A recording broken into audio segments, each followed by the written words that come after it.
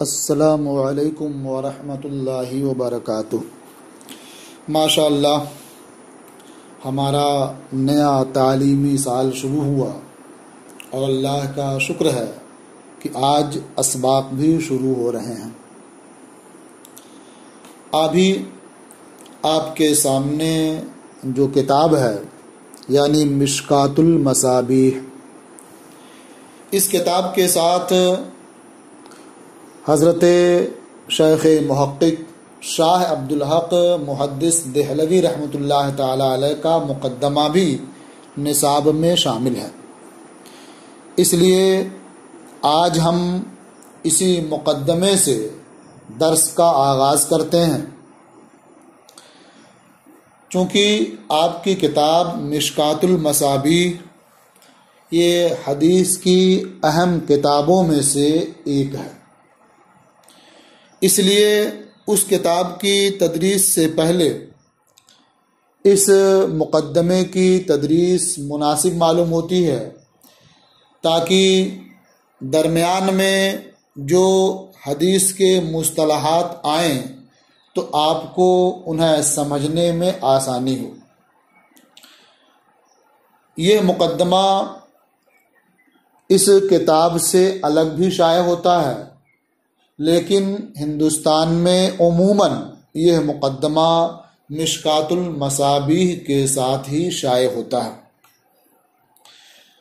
یہ مقدمہ شیخ عبدالحق محدث دہلوی رحمۃ اللہ تعالی علیہ کا ہے، جو 958 ہجری میں پیدا ہوئے اور 1052 ہجری میں ان کی وفات ہوئی۔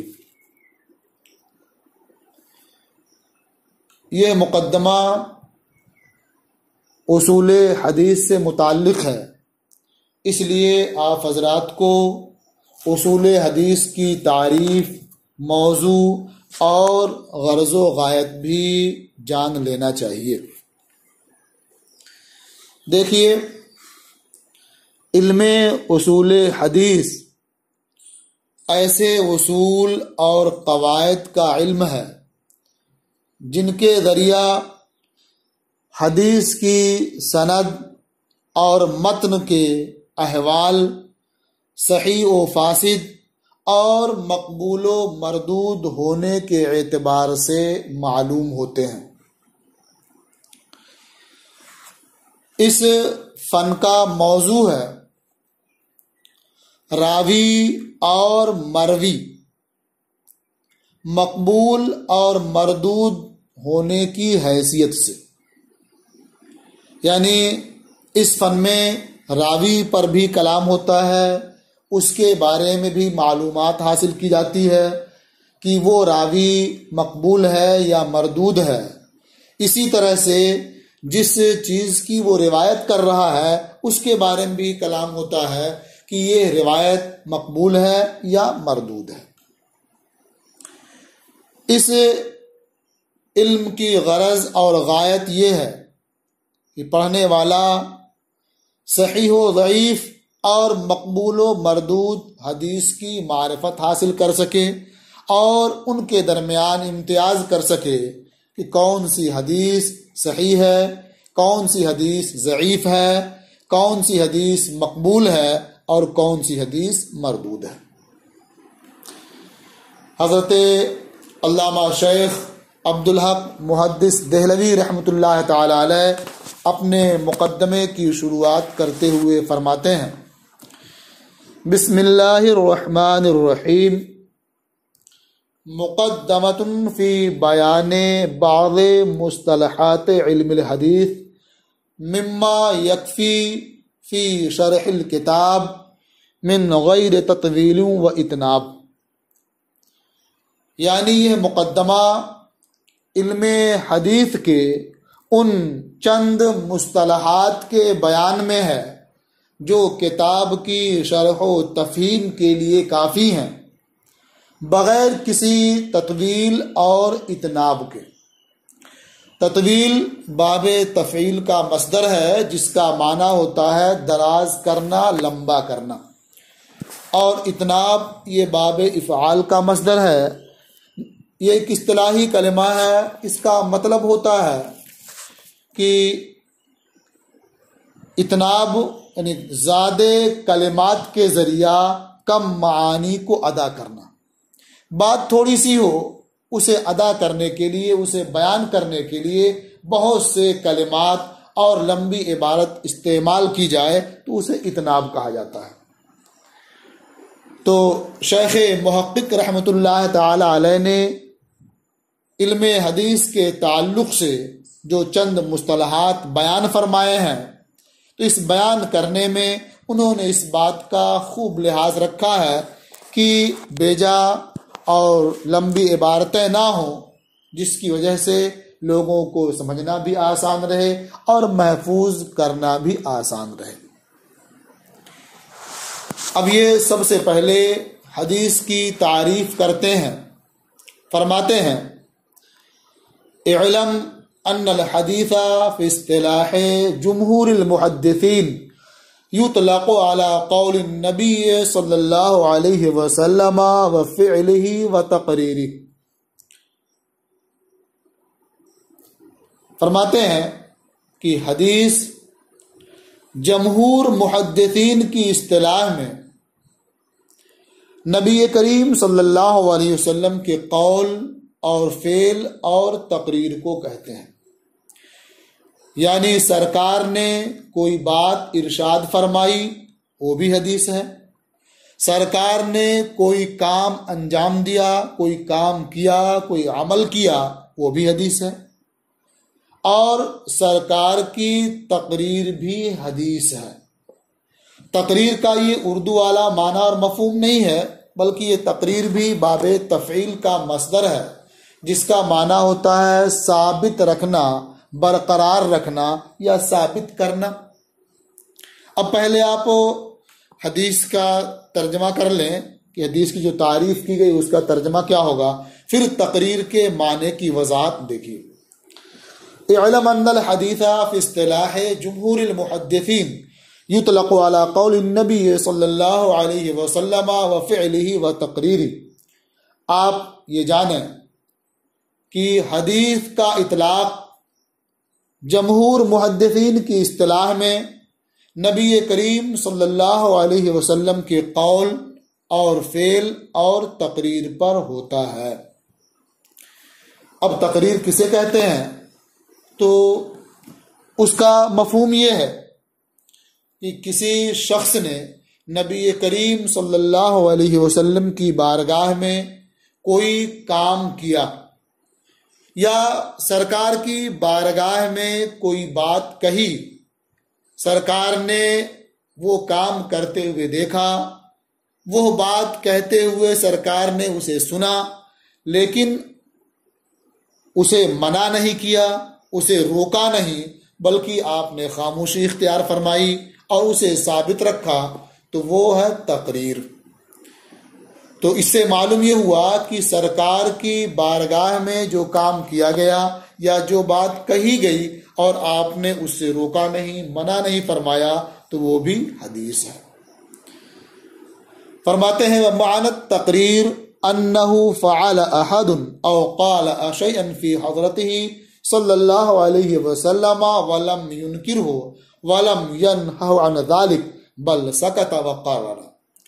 اور تقریر کا معنی یہ ہے کہ کسی نے نبی کریم صلی اللہ علیہ وسلم کی بارگاہ میں کوئی کام کیا یا کوئی بات کہی اور سرکار نے انکار نہیں فرمایا اور اسے اس کام سے روکا نہیں یا اس قول سے روکا نہیں، بلکہ خاموشی اختیار فرمائی اور اسے ثابت رکھا، تو وہ تقریر ہے۔ وَكَذَلِكَ يُطْلَقُ عَلَى قَوْلِ الصَّحَابِ وَفِعْلِهِ وَتَقْرِيرِهِ۔ کہتے ہیں کہ جس طرح سے نبی کریم صلی اللہ علیہ وسلم کے قول کو حدیث کہا جاتا ہے، آپ کے فعل کو حدیث کہا جاتا ہے، اور آپ کی تقریر کو حدیث کہا جاتا ہے، اسی طرح سے صحابی کے قول اور فعل اور تقریر کو بھی حدیث کہا جاتا ہے۔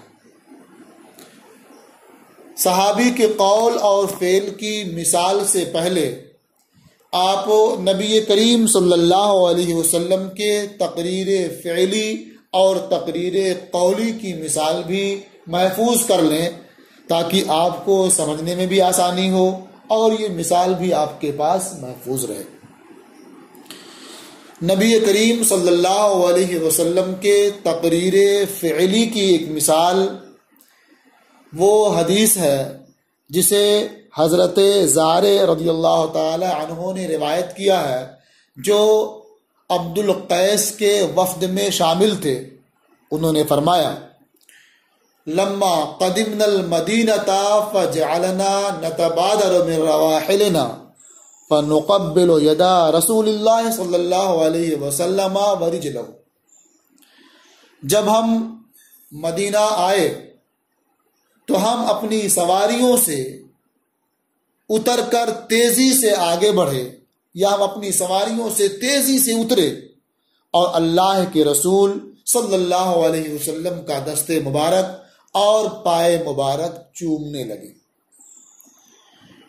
تو اب یہ فرماتے ہیں کہ ہم اللہ کے رسول صلی اللہ علیہ وسلم کا دست مبارک اور پائے مبارک چومنے لگے اور سرکار نے اس سے روکا نہیں، منع نہیں فرمایا، تو یہ تقریر فعلی ہے۔ اور تقریر قولی کی مثال وہ روایت ہے جو حضرت ابن عمر رضی اللہ تعالی عنہ نے بیان فرمائی۔ وہ فرماتے ہیں، کنا نقول ورسول اللہ صلی اللہ علیہ وسلم حی افضل هذه الامہ بعد نبیها ابو بکر و عمر و عثمان۔ فرماتے ہیں کہ ہم اللہ کے رسول صلی اللہ علیہ وسلم کی حیات ظاہری میں یہ بات کہتے رہتے تھے کہ اس امت کے نبی کے بعد افضل ابو بکر ہیں اور عمر ہیں اور عثمان ہیں۔ وَيَسْمَعُ ذَلِكَ رَسُولُ اللَّهِ صلی اللہ علیہ وسلم فَلَا يُنْكِرُ، اور اللہ کے رسول صلی اللہ علیہ وسلم اسے سنتے تھے اور انکار نہیں فرماتے تھے۔ تو یہ تقریر قولی کی مثال ہے کہ اللہ کے رسول صلی اللہ علیہ وسلم کی بارگاہ میں یہ بات کہی گئی اور آپ نے کہنے والے کو منع نہیں فرمایا بلکہ اسے ثابت رکھا۔ تو جس طرح سے اللہ کے رسول صلی اللہ علیہ وسلم کے قول، فعل اور تقریر کو حدیث کہا جاتا ہے، اسی طرح سے صحابی کے قول اور فعل اور تقریر پر بھی حدیث کا اطلاق ہوتا ہے۔ صحابی کا قول جیسے حضرت عبداللہ ابن مسعود رضی اللہ تعالی عنہ نے فرمایا، ما رآہ المسلمون حسنا فہو عند اللہ حسن، کہ جسے مسلمان بہتر سمجھیں، حسن سمجھیں، وہ اللہ کے نزدیک بھی بہتر ہے، حسن ہے۔ یہ صحابی کا قول ہے، یہ حدیث ہے۔ صحابی کا فعل جیسے حضرت عمر ابن خطاب رضی اللہ تعالی عنہ نے نماز تراویح کے لیے سب کو ایک امام کے پیچھے جمع کر دیا، جیسا کہ صحیح بخاری میں ہے، تو ان کا یہ فعل ہوا جمع کرنا، تو یہ فعل صحابی کی مثال ہوئی، اور اسی کو تقریر صحابی کی مثال بھی کہہ سکتے ہیں۔ وہ اس طور پر کہ انہوں نے صحابہ کو جمع کیا، صحابہ کے سامنے آپ نے یہ عمل کیا اور صحابہ نے انہیں منع نہیں کیا، انہیں روکا نہیں، تو یہ تقریر صحابہ کی مثال ہو گئی۔ اور تقریر صحابی کی ایک مثال الگ سے یہ بھی آپ محفوظ کر سکتے ہیں کہ حضرت ثابت رحمت اللہ تعالی علیہ یہ حضرت انس رضی اللہ تعالی عنہ کے ہاتھ اور ان کی آنکھوں کو بوسہ دیتے تھے، اور حضرت انس رضی اللہ تعالی عنہ انہیں منع نہیں فرماتے تھے۔ تو یہ حضرت انس رضی اللہ تعالی عنہ کی تقریر ہوئی کہ آپ نے حضرت ثابت کے اس عمل کو ثابت رکھا، برقرار رکھا۔ کہتے ہیں اور اسی طرح سے تابعی کے قول اور فعل اور تقریر کو بھی حدیث کہا جاتا ہے۔ تابعی کا قول، جیسے حضرت ابن سیرین رحمۃ اللہ تعالی علیہ کا یہ قول، ان ھذا العلم دین فانظروا عمن تأخذون دینکم، یہ علم دین ہے تو تم ان کے بارے میں غور کر لو جن سے تم اپنا دین حاصل کر رہے ہو۔ تو یہ تابعی کا قول ہے، یہ بھی حدیث ہے۔ تابعی کا فعل بھی حدیث ہے، جیسے ابن شہاب زہری نے احادیث و آثار کو جمع کیا، یہ ان کا فعل ہے، یہ فعل تابعی کی مثال ہوئی۔ اور یہی تقریر تابعی کی مثال بھی بن سکتی ہے اس طور پر کہ حضرت ابن شہاب زہری نے احادیث و آثار کو جمع کیا اور تابعین نے انہیں اس سے منع نہیں فرمایا بلکہ خاموش رہے اور ان کے جمع کرنے پر انہیں ثابت رکھا، برقرار رکھا، روکا نہیں، تو یہ تقریر تابعی کی مثال ہوئی۔ تو اب اتنی بات واضح ہو گئی کہ حدیث جمہور محدثین کی اصطلاح میں نبی کریم صلی اللہ علیہ وسلم کے قول و فعل و تقریر اور صحابی کے قول و فعل و تقریر اور تابعی کے قول و فعل و تقریر کو کہتے ہیں۔ یہ حدیث کی